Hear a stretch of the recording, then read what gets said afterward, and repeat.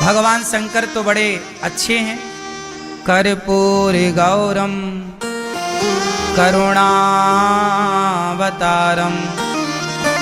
संसार सारम भुजगेन्द्रहारम सदा वसंतम हृदयारविंदे भवम भवानी सहितम नमामि। शंकर जी कैसे हैं?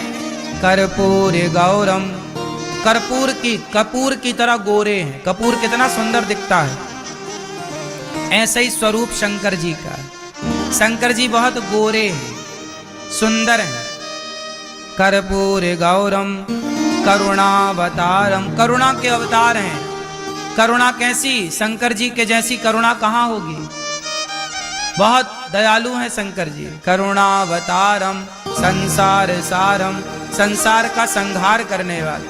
भुजगेन्द्रहारम, क्या लपेटते हैं गले में? सांप। सदा वसंतम, सदा वसंतम, जिनके हृदय में सदा बसते हैं कौन? हृदयारविंदे, जिनके हृदय में सदा सीताराम बसते हैं, लक्ष्मी नारायण बसते हैं हृदय में। ऐसे भगवान शंकर को भवानी सहित भगवान शिव माता पार्वती के सहित भगवान शिव को हम ध्याते हैं, ध्यान करते हैं, नमस्कार करते हैं। बोलिए शंकर भगवान की। शंकर भगवान कहाँ रहते हैं? कहाँ रहते हैं? कैलाश। अच्छा, आपके घर में बहुत, आपके गांव में, आपके गली में, आपके क्षेत्र में मंदिर होंगे ना शंकर जी के, जहाँ शिवलिंग है। शिवलिंग पर आप जल भी चढ़ाने जाते हो। धतूरा, बिल्वपत्र, आग का फूल इत्यादि शिव जी पर चढ़ाए जाते हैं। शमी का पत्ता भी चढ़ाया जाता है। शंकर जी के मंदिर में क्या होता है? शिवलिंग। क्या होता है? हमारे यहाँ 12 ज्योतिर्लिंग भी हैं, 12 ज्योतिर्लिंग हैं। अच्छा, ये बताओ मुझे आप लोग, ये जो शंकर जी के शिवलिंग होते हैं, 12 ज्योतिर्लिंग हैं, ये शिवलिंग का मतलब क्या होता है? क्या है ये शिवलिंग? भैया बताओ, ये शिवलिंग क्या है? इसमें लिंग शब्द क्यों जुड़ा है? शिव तो ठीक लग रहा है, ये लिंग क्या अर्थ यहाँ पे क्या है? शिवलिंग क्यों कहा जाता है? राम जी के किसी मंदिर में रामलिंग तो नहीं कहा जाता, कृष्ण जी के किसी भी मंदिर में कृष्ण लिंग तो नहीं कहा जाता, तो शंकर जी के मंदिर में शिवलिंग क्यों कहा जाता है? ये प्रश्न आपसे कोई पूछे तो आपके पास इसका उत्तर हो, इसलिए प्रश्न हम पूछ रहे हैं और आपसे उत्तर चाह रहे हैं, फिर अभी इसका उत्तर भी देंगे। भैया सब बैठ जाओ, मेरी माँ बैठ जाओ। भैया टोपी वाले भैया, लाल बैठो, लाला सब शांति से बैठो और टुप्पा ही टाप रहो, शोर ना करो, शांति से बैठ जाओ, चुप रहो। बोलिए कृष्ण कन्हैया लाल की। प्रश्न सुनो ध्यान से, उत्तर दो ध्यान से। शंकर जी के मंदिर को, शंकर जी को शिवलिंग क्यों कहा जाता? ये शिवलिंग है, चलो जल चढ़ाओ, शिवलिंग पे जल चढ़ाओ। क्यों? और तो किसी देवी देवता के मंदिर को लिंग शब्द से प्रयोग नहीं किया जाता, क्यों? अब आप लोग बताओ कि शिवलिंग क्यों कहा जाता है? आप बताओ। नहीं पता? आप बताओ भैया। नहीं पता? आप बताओ पीली मैया। नहीं पता?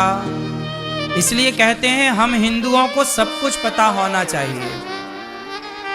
यदि आप हिंदू हैं, शंकर जी को मानते हैं, तो पता होना चाहिए ना। नहीं पता होने से लोग भड़का देते हैं आपको कुछ भी, तो आप मान ले यार बात तो सही है। इससे क्या होता? हमारा सनातन धर्म कमजोर होता है। हमारे ज्ञान ना होने से हमारा धर्म कमजोर होता है। इसलिए कमजोर सनातन तब नहीं होगा जब आप ज्ञान से परिपूर्ण होंगे। यदि ज्ञान से परिपूर्ण हैं तो आपको कोई दिक्कत नहीं। इसलिए अपने ज्ञान को बढ़ाओ, अपने सत्संग को बढ़ाओ, अपने स्वाध्याय को बढ़ाओ, सदग्रंथ पढ़ो, तब आपका संदेह मिटेगा। अब आप बताएंगे शंकर जी के मंदिर को, शिव जी को शिवलिंग क्यों कहते हैं?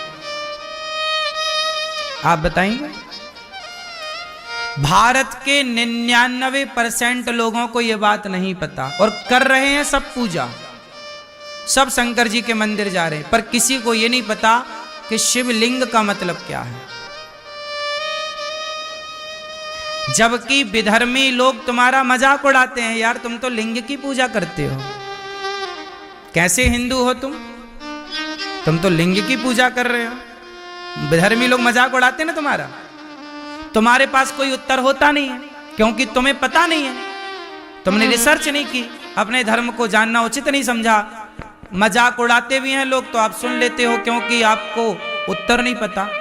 उत्तर पता होना चाहिए, आपके बच्चों को भी उत्तर पता होना चाहिए, ताकि हमारे शिव का, हमारे मंदिरों का, हमारे सनातन धर्म का कोई मजाक ना उड़ा सके। क्योंकि हमारे यहाँ मजाक है ही नहीं, हमारे यहाँ तो साइंटिफिक है ना सब चीज, वैज्ञानिक कसौटी पे खरा है सब कुछ। आओ समझते हैं शिवलिंग का गणित, शिवलिंग का विज्ञान। शिव महापुराण के अनुसार शंकर जी जो हैं वह निराकार हैं। शंकर जी कौन है? निराकार।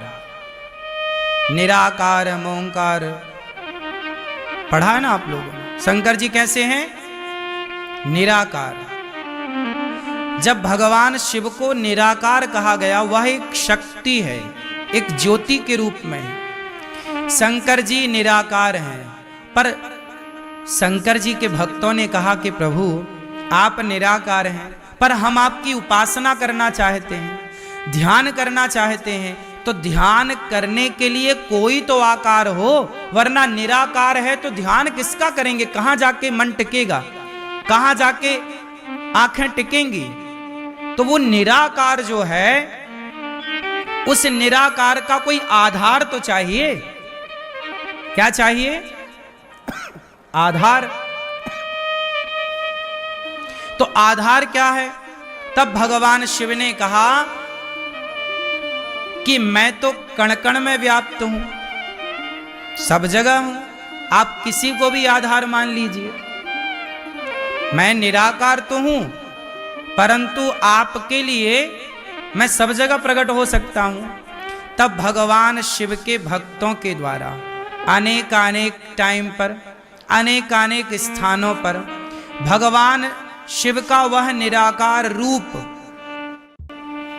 एक बिंदु में प्रकट किया गया। ज्योतिर्लिंग क्या है? एक बिंदु ही तो है, छोटी सी बिंदु, डॉट। क्या है? एक डॉट है, इतना, वो बिंदु है, वो निराकार रूप है।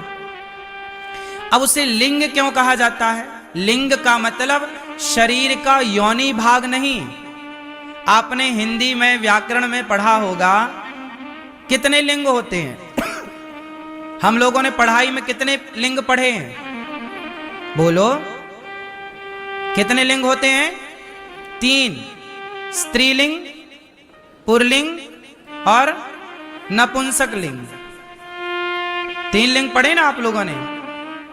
जब हम कहते हैं पुल्लिंग, तो आपसे मेरा सवाल है कि पुल्लिंग कहने से पुरुष के लिंग का बोध होता है कि पूरे शरीर का बोध हो जाता है? बोलो भाई, पुल्लिंग कहने से